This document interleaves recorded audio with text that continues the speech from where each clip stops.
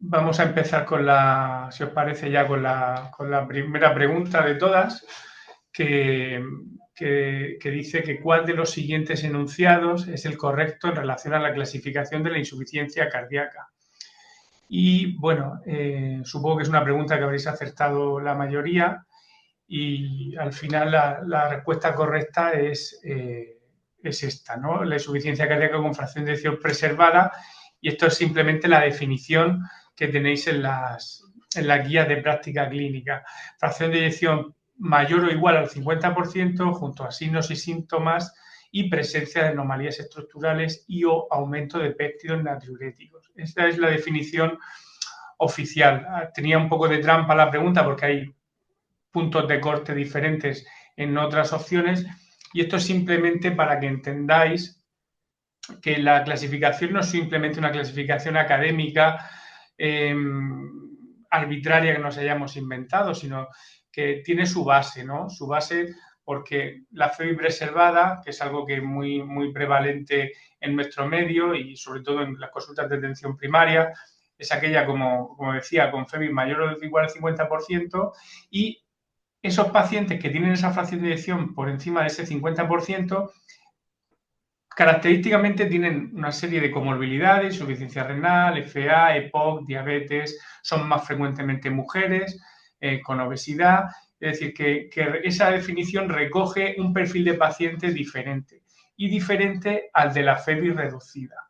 Y dentro de la FEBI reducida tenemos la ligeramente reducida, que tenéis aquí, y la FEBI reducida en sí misma con FEBI de menor o igual del 40%.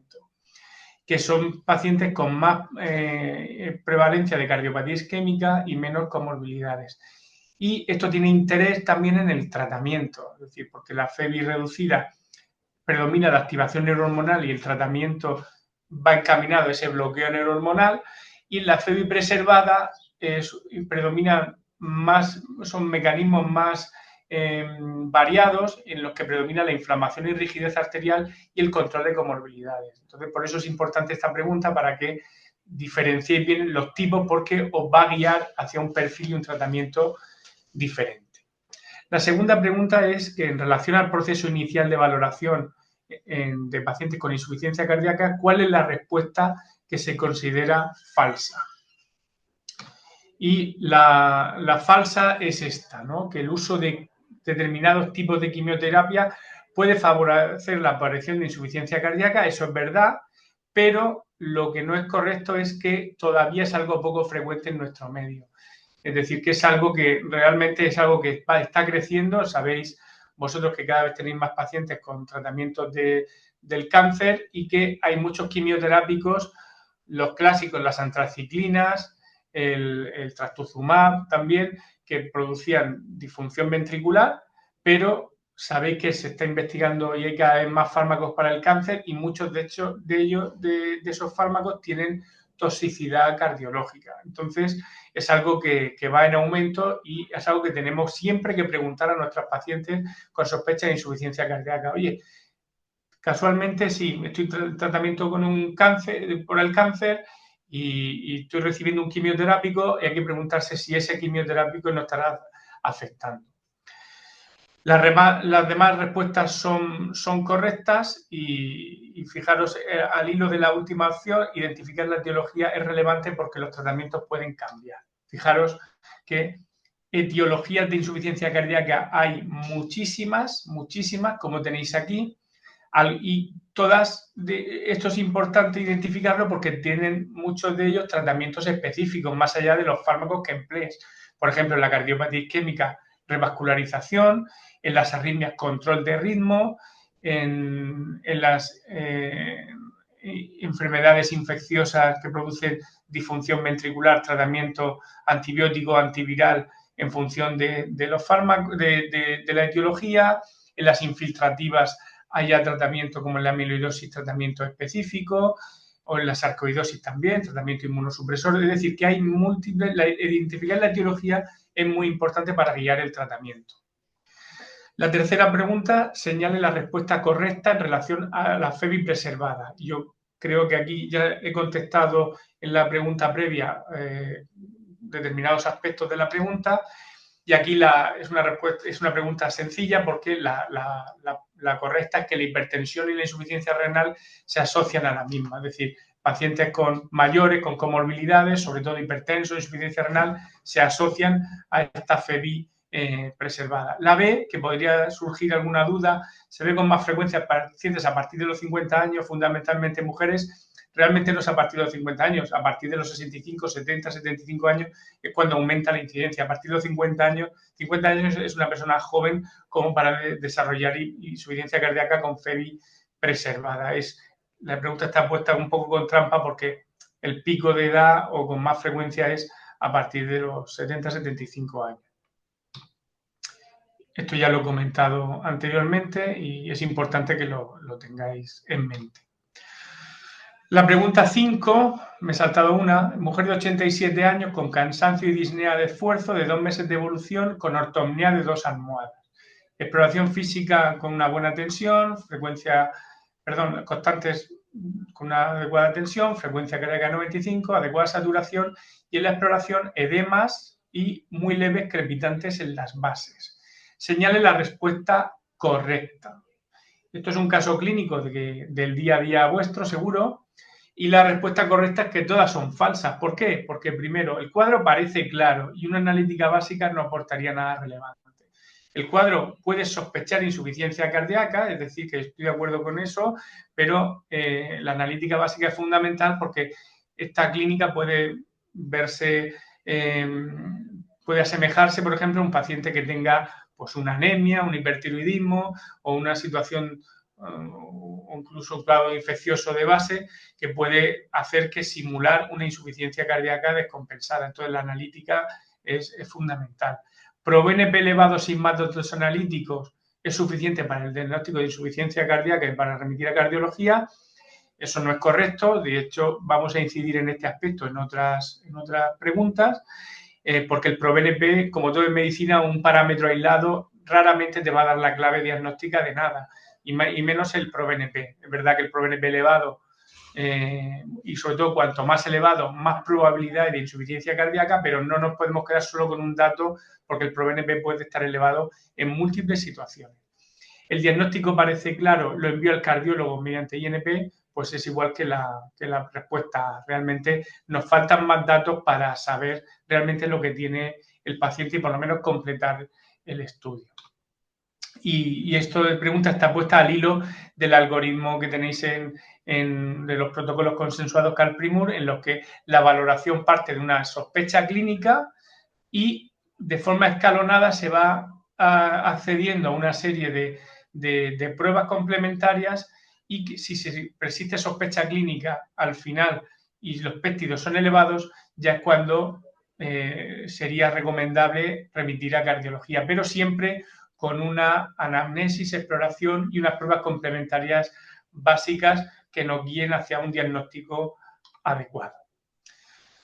La pregunta 6, paciente de 79 años hipertenso, ingreso reciente por insuficiencia cardíaca con FEBI preservada y dado de alta con cambios en el tratamiento. También el día a día vuestro de la consulta. ¿Cuál es la respuesta incorrecta? Pues la incorrecta que hemos dado es esta, que es todo correcto hasta la visita médica precoz, está claro que eso es fundamental, pero no es durante el no sería durante el primer mes, aunque bueno, esa podría ser válida. Lo normal es que se haga una visita precoz los primeros 15 días del alta, pero es que hay otra parte que es incorrecta, porque la tasa de reingreso precoz, si hacemos un seguimiento estándar y no intervenimos, no vemos pronto al paciente, puede llegar a ser hasta un 20%, 15-20% de reingreso al mes. Por lo tanto, es súper importante ver al paciente pronto después de una alta hospitalaria porque disminuiremos así la tasa de reingresos y otras cosas que no son reingresos. También las complicaciones que pueda haber desde equivocaciones en los fármacos, efectos secundarios, etcétera, etcétera. Y aquí tenéis el esquema de los algoritmos del protocolo MAICA de insuficiencia cardíaca para recordar que la visita médica y de enfermería debe hacerse precozmente, y si hay digamos, a nivel hospitalario hay una estructura como una vía clínica de insuficiencia cardíaca, esa visita precoz, tanto la enfermera como el médico, se va a hacer pronto, pero si es un paciente que, por lo que sea, se ha derivado a atención primaria directamente, o porque es un paciente además pues, con problemas para acudir a las consultas, un paciente con problemas de movilidad o que no quiere venir al hospital, pues esa transición al alta debería hacer atención primaria precozmente, con una enfermera que llame al paciente en los primeros 2-3 días del alta, y el médico de atención primaria en los primeros 7-10 días del alta, pues hacer un control.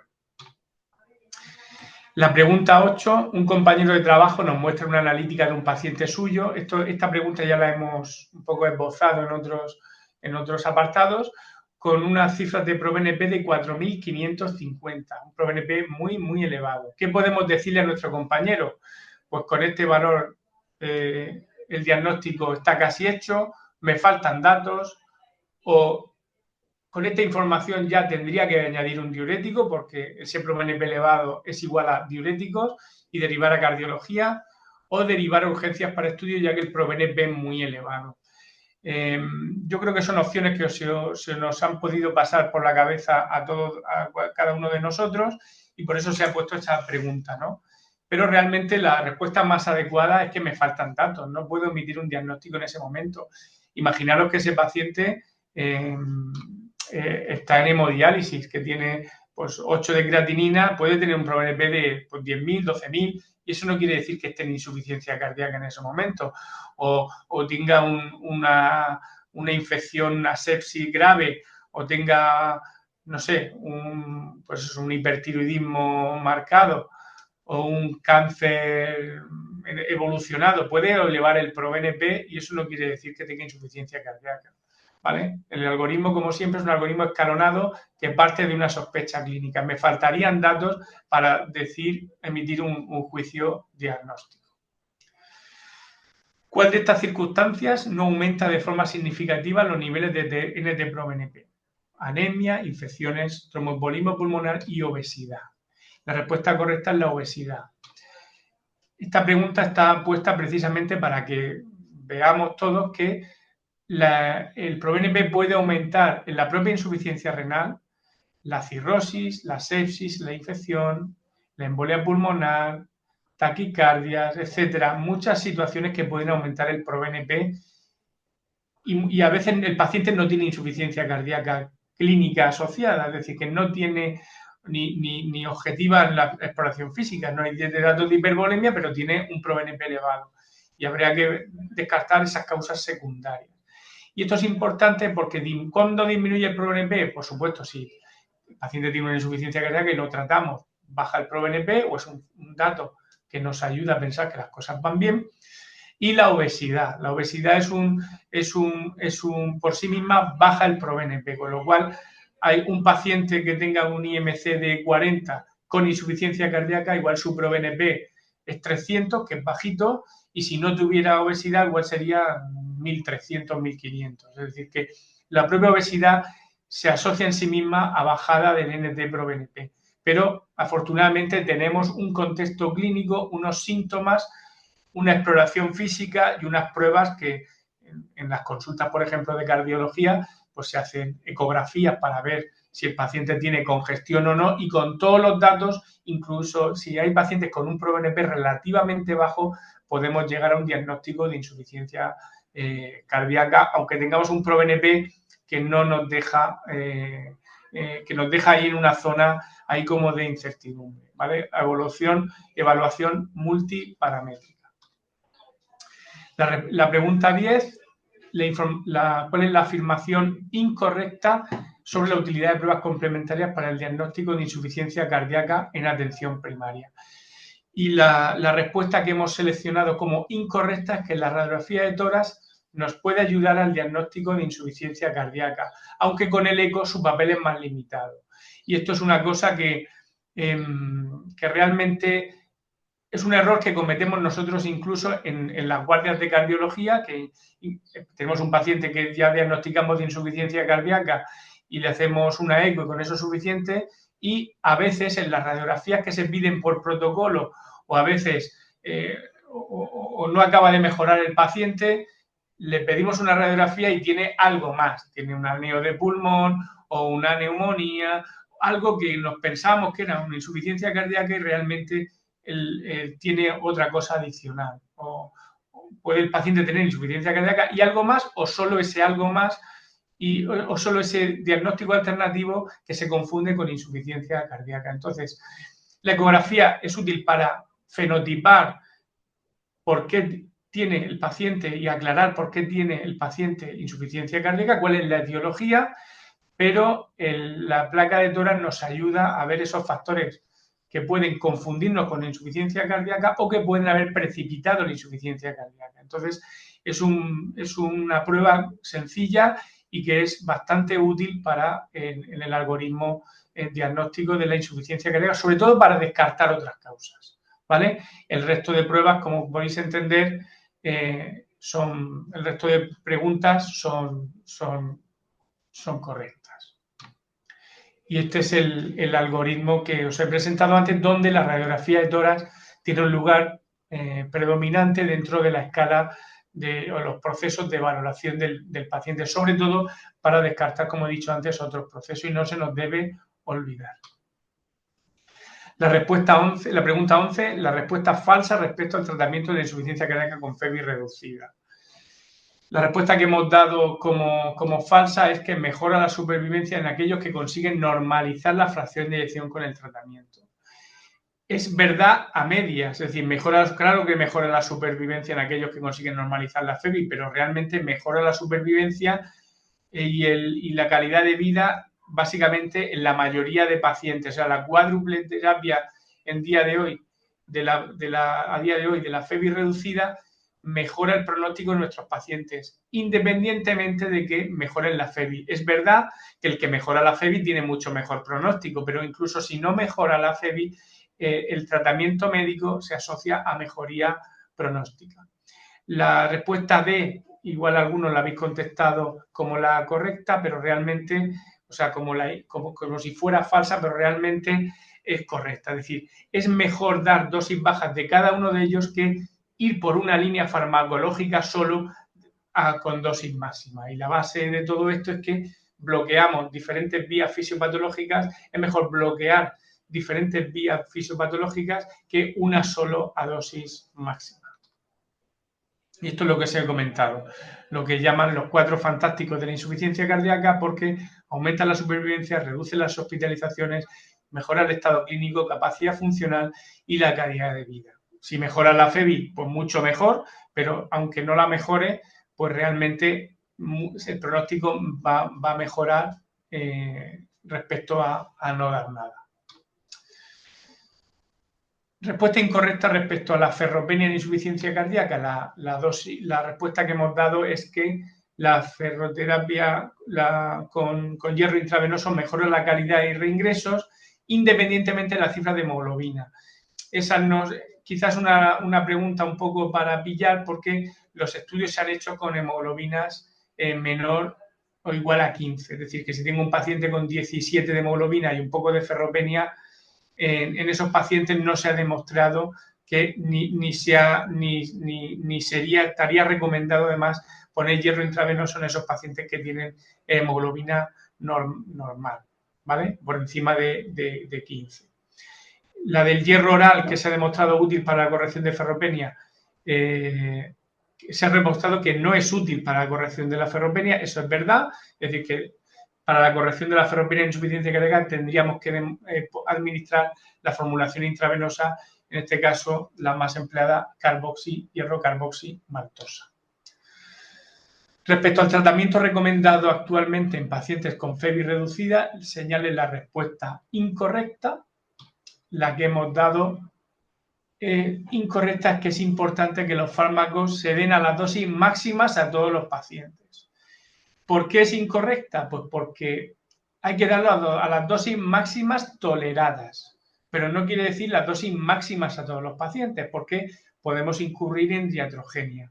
Es decir, paciente de 85 años con FEBI reducida, que se mueve con tensiones de 10, 10 y poco, pues probablemente no te vaya a tolerar dosis máximas. Si te empeñas en darle dosis máximas a ese paciente, y más si tiene insuficiencia renal, es diabético, tiene tendencia a la hiperpotasemia, al final vamos a empeorar el pronóstico de los pacientes porque vamos a generar más problemas. El mensaje que es importante, que intentemos dosis máximas, si se puede, viendo el perfil que tienen dentro de en cada paciente, y habrá pacientes que lo toleren y habrá pacientes que no lo toleren. Y muchos pacientes se quedan con dosis bajas o dosis medias y al final consiguen incluso normalizar la fracción de eyección. Es decir, que no está tan claro que tengamos que ir a tope con todos los pacientes. Si lo tolera, perfecto. Si mantiene tensiones, perfecto. Riñón, bien, perfecto. Pero evitar iatrogenia en los pacientes. Esto es una pregunta práctica, respecto al manejo de fármacos utilizados en FEBI reducida, señale la opción incorrecta. La que hemos dado como incorrecta es que la presencia de tensión por debajo de 95 es indicación de bajar el tratamiento con antagonistas de la angiotensina, por ejemplo, con un IECA o un ARA2 o sacubitril o valsartán, aún en ausencia de síntomas por el riesgo de síncope del paciente. Esto es importante y tenéis una amplia revisión en la ruta asistencial de insuficiencia cardíaca en un apartado de tratamiento farmacológico. Y aunque nos da miedo en la consulta y hay que ver en qué medio estamos, pero si tenemos un paciente que tiene una tensión de 93, está totalmente asintomático, tiene FEBI reducida y todo lo demás va bien, me refiero que tiene el potasio bien, no se ha hecho deterioro de la función renal, no tendríamos que, aunque veamos que está con 90 de tensión, 93, pues no tenemos por qué bajar el tratamiento. Eso es importante. Si vemos que ese paciente tiene 93 de tensión y tiene alodipino, por ejemplo, que es un fármaco que solo vale para la tensión y no mejora el pronóstico de los pacientes con insuficiencia cardíaca, pues sí que tendríamos que revisar eso y quitarlo.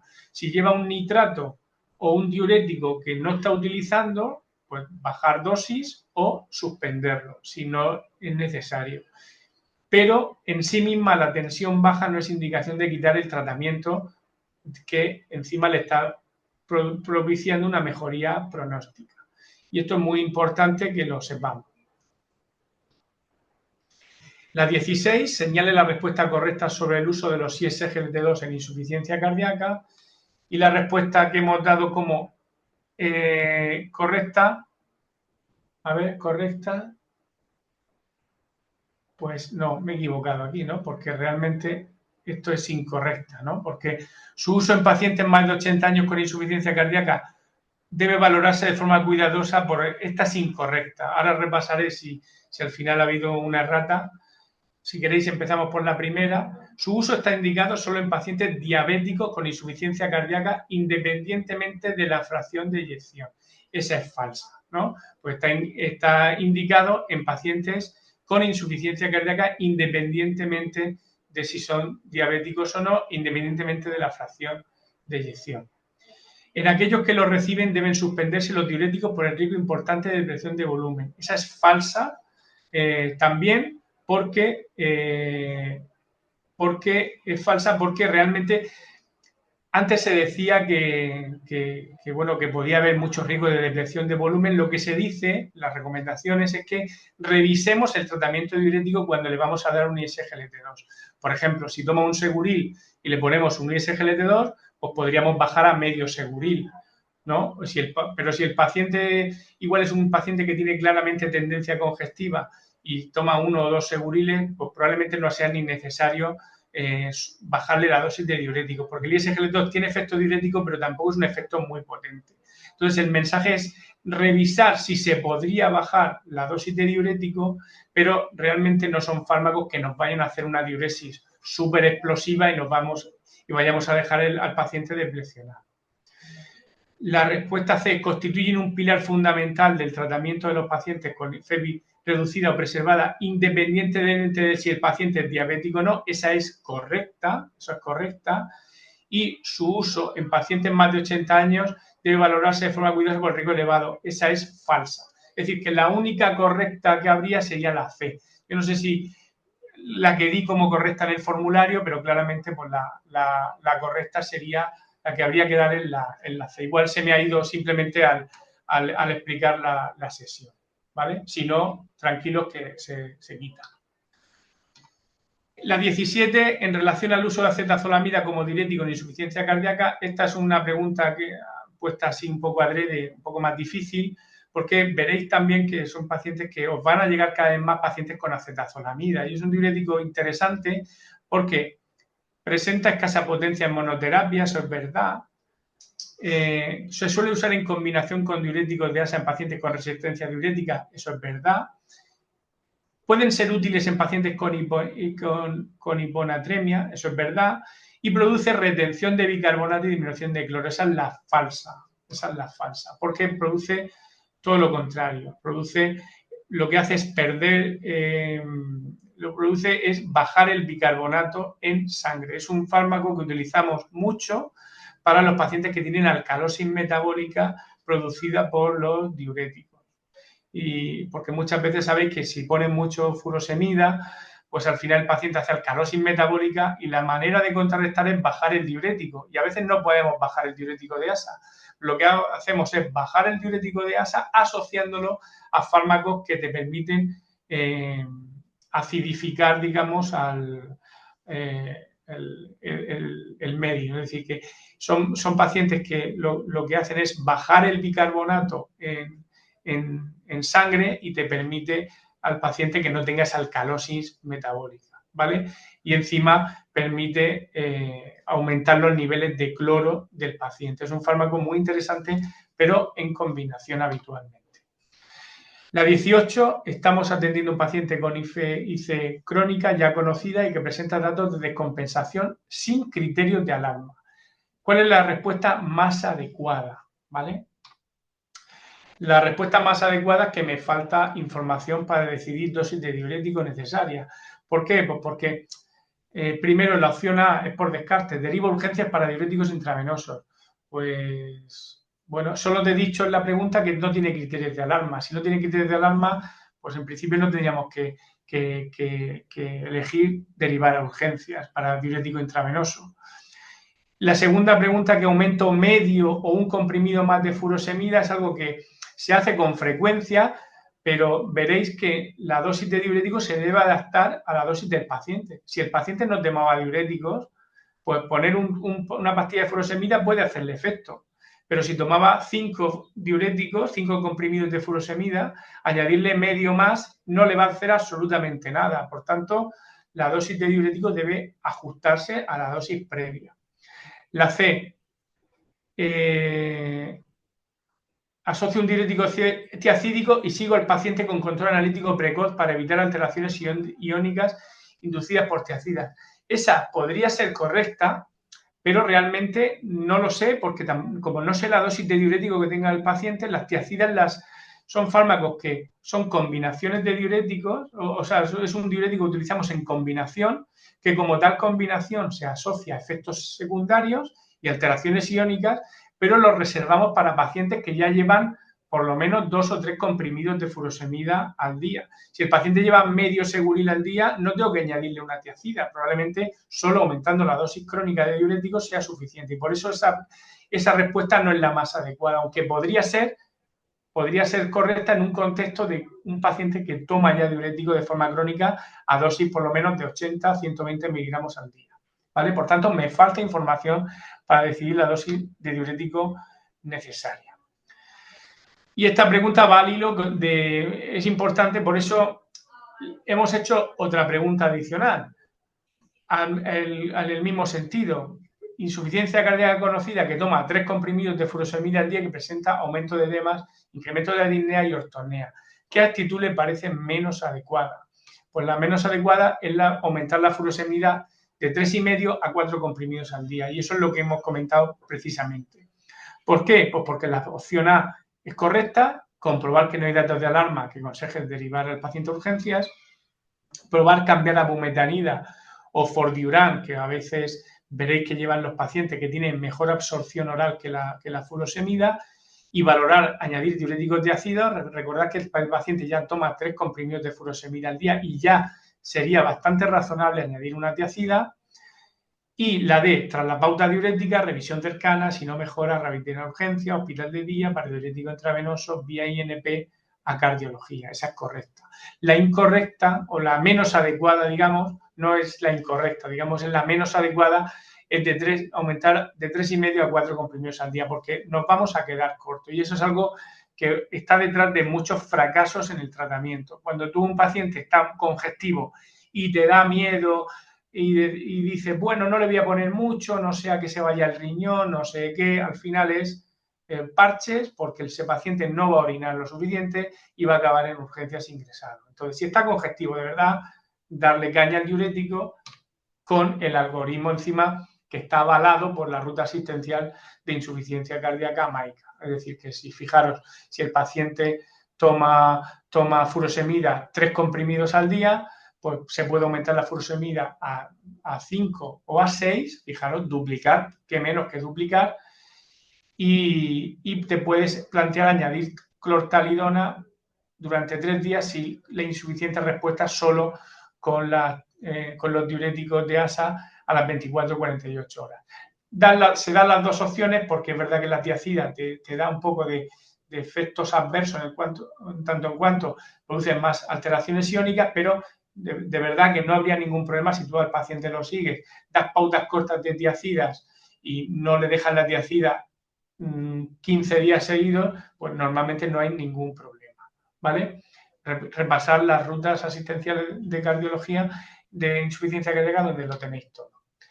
Y con esto, no sé si me paso de tiempo, 8:50, creo que no, os doy las gracias por atenderme y espero que os haya sido de utilidad.